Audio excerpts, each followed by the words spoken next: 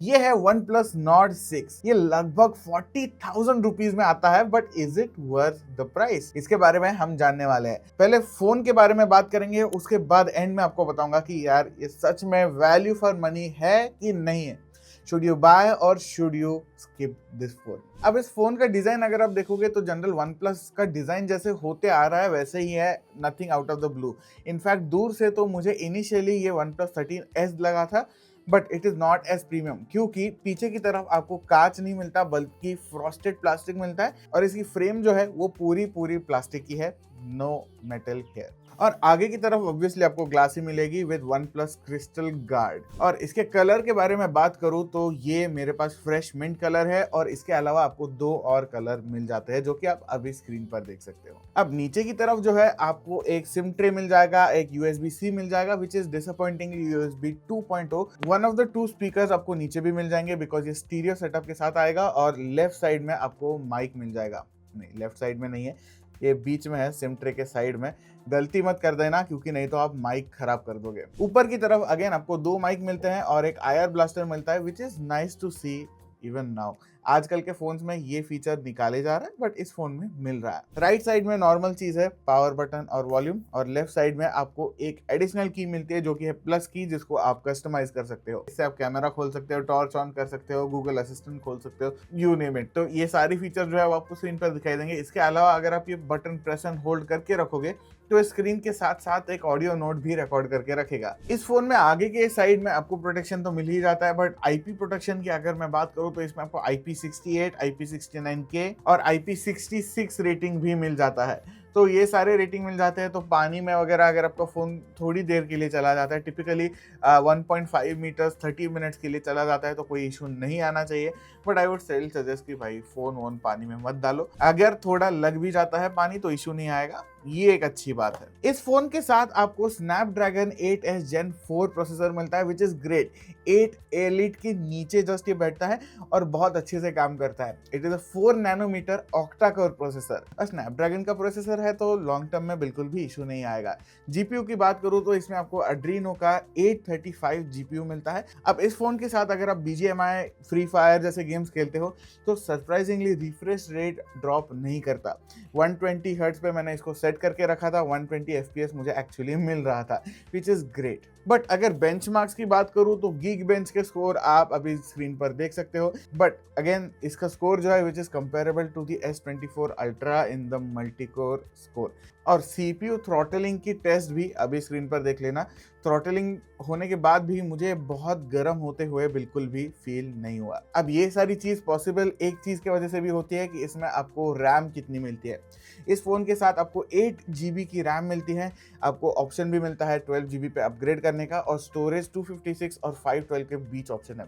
Gone are the days of 128 GB। अब आते हैं डिस्प्ले पर। This is a big display, 6.78 inches का ये डिस्प्ले है, और ये एक एमोलेड डिस्प्ले है विद 10 बिट कलर्स। तो 1 बिलियन कलर्स आपको इस डिस्प्ले पर दिखेंगे। इस फोन का पीक ब्राइटनेस जो है वो 3600 निट्स है, जो कि इंसेनली हाई है, और सस्टेन ब्राइटनेस इज 1800 निट्स। तो इट इज ग्रेट। मैं जब ये फोन बाहर लेकर गया सनलाइट में भी मुझे बिल्कुल भी इशू नहीं आया कि स्क्रीन दिख रही है नहीं दिख रही है। इट वॉज नेवर अ गेसिंग गेम, क्लियरली स्क्रीन विजिबल थी। अगर आप इस पे मूवीज वगैरह देखना चाहते हो तो वहां पर मैंने एक दो चीजें नोटिस करी कि ये इसका कलर टेम्परेचर जो है it is too much to the cooler side, और ओवरऑल थोड़ा सा it takes away from the fun of watching movies.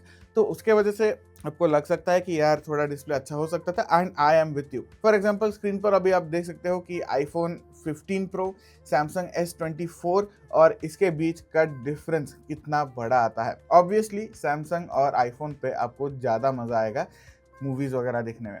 हाँ, अगर आप पुराने सैमसंग आईफोन लोगे, पुराने फ्लैगशिप्स, तो भी इसी प्राइस रेंज में मिल जाएंगे, and that is something you need to consider. अब दोस्तों बात करते हैं इसके स्पीकर्स की। मूवी वगैरह देखते वक्त स्पीकर भी उतना ही इंपॉर्टेंट है।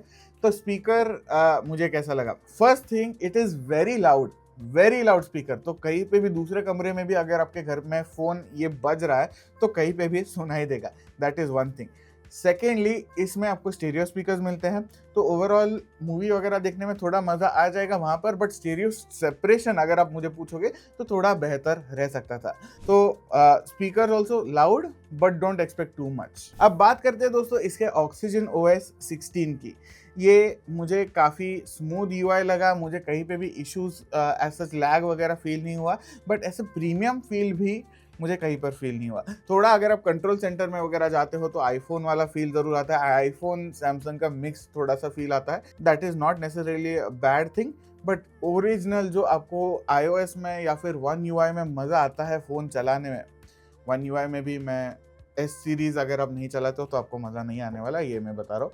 बट अगर आप ये देखो तो it is nothing new, it is generic. जो ओप्पो वीवो में मिलता है, रियलमी में मिलता है, वही आपको वन प्लस में मिलता है, and that is what irritates me. मुझे ये पसंद नहीं आता। पहले आपको वन प्लस में सॉफ्टवेयर वगैरह बहुत बढ़िया सा मिल जाता था, अलग यूनिक सा मिलता था, इसमें ऐसा कुछ नहीं मिलता। This is just your normal software. हाँ, कस्टमाइजेशन की बात करूँ तो कस्टमाइजेशन आपको लॉक स्क्रीन पे वगैरह, वॉलपेपर में वगैरह बहुत ज़्यादा मिल जाते हैं, but overall it still does not feel like a premium experience. अब OS अपडेट्स की बात करूँ तो इसमें आपको 4 मेजर OS अपडेट्स आएंगे, यानी 4 एंड्रॉइड वर्जन आपको नए मिल जाएंगे, विच आइडियली मीन्स One UI 20 तक आपको मिल जाना चाहिए, और सिक्योरिटी पैच अपडेट जो है वो आपको 6 साल के मिल जाएंगे। तो लॉन्ग टर्म में टेक्निकली आप ठीक हो, यू आर ओके। बट एक चीज़ मैंने ये चाइनीज़ ब्रांड्स के साथ देखी है, IQ के साथ भी देखा है, वन प्लस के वगैरह साथ भी देखा है कि सॉफ्टवेयर एक तो आपको इरिटेट करने लगता है, दूसरी चीज़ बैटरी जो है वो जल्दी खत्म होने लगती है through the software update, not necessarily कि बैटरी आपकी खराब हो चुकी है तो आप फ़ोन के साथ पक जाते हो, जिसकी वजह से आप 3-4 साल बाद इनएविटेबली एक नया फ़ोन खरीद ही लेते हो। So that is something you need to know. अब बैटरी की बात करूँ तो इसमें आपको 9000 mAh की मैसिव सिलिकॉन कार्बन बैटरी मिल जाती है, which is a good thing. ये 2-2.5 दिन आराम से आपका साथ दे देगी, आपको कभी भी ऐसा लगेगा नहीं कि यार फ़ोन चार्ज करना पड़ रहा है। And when it comes to charging, इसमें आपको 80 वाट का फास्ट चार्जिंग भी मिल जाता है, जिसकी वजह से आपका फ़ोन लगभग 45 मिनट्स में फुल चार्ज हो जाता है, and you are set for the next 2 to 3 days. So वो एक अच्छी बात है इसके बारे में। और हाँ, चार्जिंग की बात करें तो इसमें आपको रिवर्स चार्जिंग भी मिल जाता है USB के थ्रू, और इसका speed will be only about 6.5 वाट। सो किसी और का फ़ोन 1-2% तक ही चार्ज करना है तो वो काम आएगा, but otherwise it won't be of great use. बात करते हैं कैमरा की, इसमें आपको 50 मेगापिक्सल का मेन कैमरा मिलता है विद f1.8 एपर्चर, और OIS के साथ ये कैमरा मिल जाता है। इसके साथ ही आपको एक अल्ट्रा वाइड कैमरा मिलता है विच इज 8 मेगापिक्सल, और इसका फील्ड ऑफ व्यू जो है वो 112 डिग्री है, और फ्रंट कैमरा जो है वो 32 मेगापिक्सल का है। All these cameras can record eight 4K 60 FPS। दोस्तों, अब इसका कैमरा जो है वो आपको 3 कैमरे ऑन द बैक साइड दिखते हैं, बट रियलिस्टिकली सिर्फ 2 ही असली है, एक नकली है। I don't understand either. तो ओवरऑल आउटपुट आपको पता चल गया, बट रियलिस्टिकली क्या मेरा फील रहा। देखिए, OIS वगैरह अच्छा काम कर देता है, 4K 60 FPS पे वगैरह, all that works great. So video side you are covered, but अगर आप बात करो फोटोज की या फिर ओवरऑल कलर रिप्रोडक्शन की इस फोन की, तो it is bad, it is genuinely very bad. मुझे बिल्कुल भी पसंद नहीं आया।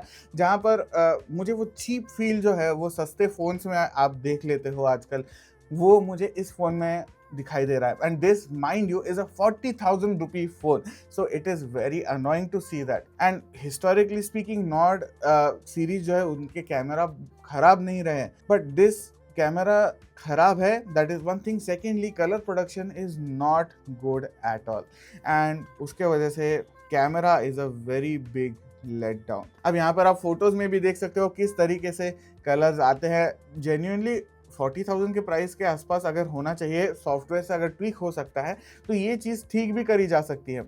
सेकेंडली, पोर्ट्रेट मोड अगर आप देखोगे तो पोर्ट्रेट मोड में एज डिटेक्शन कुछ तो अजीब ही है, कभी कभी बहुत अच्छे से कर लेता है, कभी कभी अगर मान लो एकदम बड़े एरिया का आप पोर्ट्रेट मोड ले रहे हो, मतलब सब्जेक्ट आपका बीच में है, ओवरऑल फील्ड ऑफ व्यू बहुत बड़ा है, तो वो सब्जेक्ट को फोकस में रख देगा, बाकी सब ब्लर कर देगा। मुझे नहीं समझ आता कि ऐसा क्यों है। It should not be like that, it should be gradual, it should be very nice, specially for again a 40,000 rupee phone. वो बहुत मुझे ये चीज़ इरिटेट हुई। सेल्फी कैमरा मुझे थोड़े सिनारियोज में मेन कैमरा से थोड़ा अच्छा लगा, but it is also nothing to rave about. ये कैमरा डिसेंट है, आपका डे टू डे काम चल जाएगा, but if you are expecting कि बढ़िया से फोटोज़ मिल जाएंगे, वहां पर आप बहुत ज्यादा डिसअपॉइंट होने वाले हो। Camera is a big minus point from my side. तो फिर क्या आपने ये फोन खरीदना चाहिए? देखिए ये 40,000 का फोन है यार। और हाँ, एक चीज मैं यहाँ पर एड्रेस करना चाहता हूँ, करंट ग्लोबल इकोनॉमिक पोजीशंस की वजह से, करंट एआई बूम के वजह से, सारी चीजों की वजह से एक चीज हुई है कि स्टोरेज और रैम दोनों के प्राइसेस बहुत ज्यादा बढ़े हैं, and that could be one of the reasons why this phone is expensive.